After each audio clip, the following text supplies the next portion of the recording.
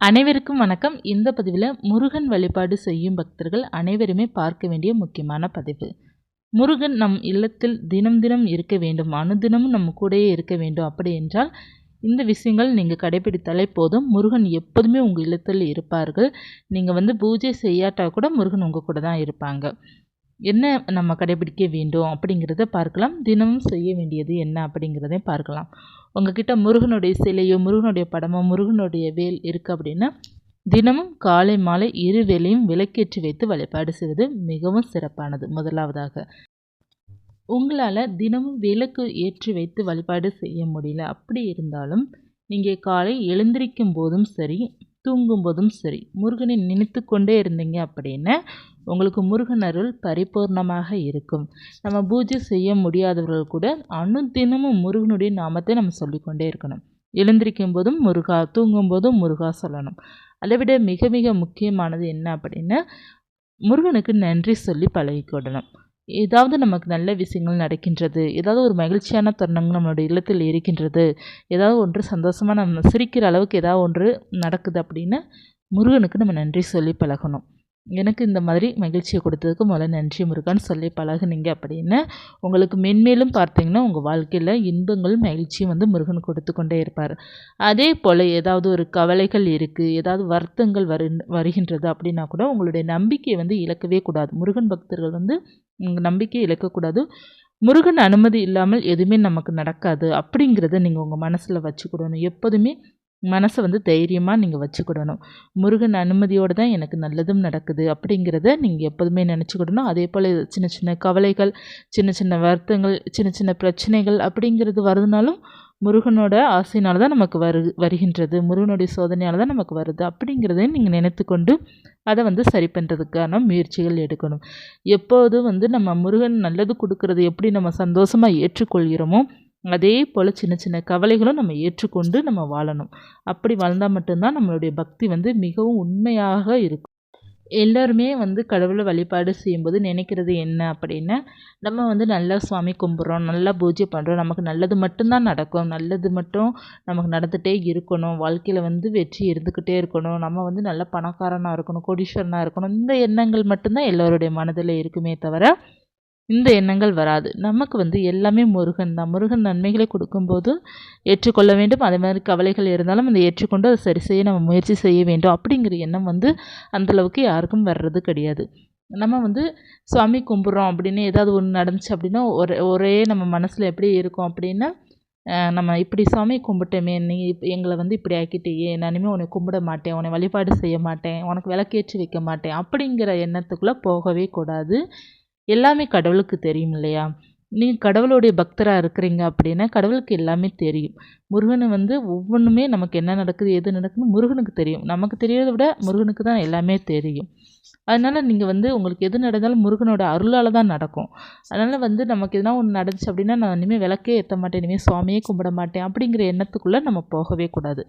எல்லாமே முருகன் பார்த்துப்பாரு அப்படிங்கிற நம்பிக்கையோடு தான் நீங்கள் எப்போதுமே இருக்கணும். இது எல்லா கடவுளுக்குமே பொருந்தும். எல்லா கடவுளையும் அப்படி தான். நம்ம எந்த கடவுளை இஷ்ட தெய்வமாக வழிபாடு செய்கிறோமோ அந்த தெய்வத்தை நீங்கள் முழு மனதார நம்பிட்டீங்க அப்படின்னா எது நடந்தாலும் ஏற்றுக்கொள்கின்ற பக்குவம் வர வேண்டும். அப்படி வரும்போது பட்சத்தில் மட்டுமே தான் நீங்கள் எல்லாத்துலேயுமே வாழ்க்கையில் முன்னேற முடியும். ஆன்மீகத்தில் நம்ம பூஜை செய்பவர்கள் எல்லாருமே முக்கியமாக தெரிந்து கொள்ள வேண்டியது பக்குவப்படுறது மற்றும் புரிந்து கொள்ளும் தன்மை கொண்டது. இது இரண்டும் நமக்கு மிக மிக முக்கியம். புரிந்து கொள்வதும் பக்குவமாக இருக்கிறதும் பொறுமையாக இருப்பதும் மிகவும் அவசியம். இப்படி இருந்தால் மட்டுமே தான் நம்மளுடைய ஆன்மீகத்தில் முன்னேற முடியும், வெற்றி அடைய முடியும். அடுத்ததாக ரொம்ப முக்கியம் பார்த்தீங்க அப்படின்னா, நம்ம அனுதினமும் முருகனுடைய நாமத்தை நம்ம சொல்வது ரொம்ப முக்கியம். ஓம் சரணம் பவ மந்திரம் அல்லது ஓம் முருகா போற்றி, இல்லைன்னா நம்ம எதற்கு எடுத்தாலும் முருகா முருகா அப்படிங்கிறது நம்ம சொல்வது நமக்கு ரொம்ப நல்ல பலனை கொடுக்கும். முருகா நம்மளுடைய இல்லத்தில் இருந்து கொண்டே தான் இருப்பார். முருகனுடைய வழிபாடு நம்ம அன்றாட தினமும் செய்வது நல்ல பலனை கொடுக்கும். அதை விட மிகவும் முக்கியம் பார்த்தீங்க அப்படின்னா சஷ்டி வழிபாடு, கிருத்திகை வழிபாடு, பூச நட்சத்திரம் மற்றும் கிருத்திகை நட்சத்திரம், மற்றும் உத்திர நட்சத்திரம், இதெல்லாம் அந்த நட்சத்திரத்தன்று முருகனை வழிபாடு செய்வது மிகவும் நல்ல பலன்களை கொடுக்கும். ரொம்ப முக்கியமானது செவ்வாய்க்கிழமையும் சஷ்டி அன்று நம்ம வழிபாடு செய்வது இன்னமும் சிறப்பான பலன்களை கொடுக்கும். குழந்தை வரம் வேண்டி இருப்பவர்கள் சஷ்டி வழிபாடு, கிருத்திகை வழிபாடு தொடர்ந்து செய்வது குழந்தை வரம் கிடைக்கும். நம்ம அனுதினமும் நம்ம மிகவும் மகிழ்ச்சியாக வாழ வேண்டும் அப்படின்னு செவ்வாய்க்கிழமை அன்று முருகன் வழிபாடு வந்து சிறப்பாக செய்ய வேண்டும். முடிந்தால் தினமும் கூட செய்யலாம். தினமும் பூஜை பண்ணுறதுக்கு எனக்கு நேரம் இல்லை, வழிபாடு செய்கிறதுக்கு நேரம் இல்லை அப்படி இருப்பவர்கள் செவ்வாய், சஷ்டி, கிருத்திகை இந்த நாளன்றெல்லாம் நீங்கள் சரியாக வழிபாடு செஞ்சாலே போதும். முருகனுடைய அருள் வந்து பரிபூர்ணமாக கிடைக்கும். முருகன் உங்கள் மீது எப்போதுமே அவருடைய பார்வை உங்கள் மீது இருந்து கொண்டே தான் இருக்கும். அதனால் அனுதினமும் முருகனை வழிபாடு செய்வது ரொம்ப நல்ல பலனை கொடுக்கும். நம்ம எந்த அளவுக்கு பார்த்திங்கன்னா முருகன் உங்களுடைய வசமாக வேண்டும், அதாவது முருகன் வந்து உங்களை நினைக்கணும், அவரும் உங்களை நினைக்கணும், அவருடைய பார்வை நம்ம மீது படணும் அப்படின்னா அவருடைய நாமத்தை நம்ம அடிக்கடி சொல்லிக்கொண்டே இருக்கணும். அவரை வந்து தினமும் அனுதினமும் அவரை நம்ம பூஜிக்க வேண்டும். பூஜிக்க தான் நமக்கு வந்து அவருடைய அனுகிரகம் நமக்கு இன்னமும் கிடைக்கும். நம்மளுடைய மனசில் வந்து எப்போதுமே முருகன் தான் இருக்கணும். முருகனை வந்து நீங்கள் வந்து ஒரு அப்பா மேலே எவ்வளோ பாசம் வச்சுருப்பீங்களோ, ஒரு மகன் மேலே எவ்வளோ பாசம் வச்சுருப்பீங்களோ அதை விட 1000 மடங்கு முருகன் மேலே வைக்கணும். ஏன்னா அந்த அன்பு தான் நமக்கு மிகவும் முக்கியமானது, உண்மையானதாக இருக்கும். எல்லாருமே அவங்கவுங்க பிள்ளைங்க தான் அவங்களுக்கு எல்லாமே, அவங்கவுங்க அப்பா அம்மா தான் எல்லாமே. அதே போல் தான் முருகனை வந்து நீங்கள் ஒரு அப்பாவாக அல்லது மகனாக நீங்கள் ஏற்றுக்கொண்டு நீங்கள் வந்து முருகன் மேலே அதீத அன்பு வச்சிங்க அப்படின்னா உங்களுக்கு எல்லாமே முருகனாக ஆகிடுவாங்க. முருகன் வந்து எல்லாமே உங்களுக்கு தான். அவர் எல்லாமே இல்லைன்னா A to Z எல்லாமே உங்களுக்கு முருகன் தான் அப்படிங்கிற அந்த தாட்டு உங்களுக்குள்ளே வந்துடும். அப்படி இருக்கும்போது உங்களுடைய ஒவ்வொரு வெற்றியும் சரி, ஒவ்வொரு தோல்வியும் சரி, முருகன் அருளால் எதுவுமே நடக்க போகிறது கிடையாது. ஒவ்வொரு அடி எடுத்து வைக்கிறதும் முருகன் உங்கள் கூடயே தான் அடி எடுத்து வைப்பார். எல்லாத்தையும் அவர் வந்து சிறப்பாக செய்து கொடுப்பார். ஏதாவது ஒரு பெரிய பிரச்சனை வருதுன்னா கூட அது முருகன் வந்து அது வந்து சிறிய பிரச்சனையாக உங்களுக்கு மாற்றி கொடுப்பார். எல்லா நேரமும் நம்மளால் சிரிச்சு கொண்டே இருக்க முடியாது இல்லையா? நமக்குன்னு சிறு கஷ்டம் வரும்போது நமக்கு தாங்குகிற அளவுக்கு தான் முருகன் நமக்கு கொடுப்பார். அதனால் வந்து முருகனை வந்து அனுதினமும் நீங்கள் வந்து வழிபாடு செய்கிறது, அனுதினமும் அவரை நினைக்கிறது உங்களுக்கு எப்போதுமே உங்கள் இல்லத்தில் அவர் தினமும் இருந்து கொண்டு தான் இருப்பார். அவர் வந்து ஏதாவது ஒரு ரூபத்தில் உங்களுக்கு காட்சியும் கொடுத்து கொண்டு தான் இருப்பார். நீங்கள் அவரை மறந்தாலும் அவர் உங்களை மறக்க போகிறது கிடையாது. நீங்கள் அவரை விட்டு விலகினாலும் அவர் உங்களை விட்டு விலக போவது கிடையாது. நீங்கள் ஒரு தடவை முருகா அப்படிங்கிறது கையெடுத்து கும்பிட்டாலே அவர் உங்கள் கூட தான் இருக்க போகிறார். அதனால் முருகனுடைய ஆலயம் பக்கத்தில் இருந்தால் கூட நீங்கள் அடிக்கடி போயிட்டு வருவது ரொம்ப நல்லது.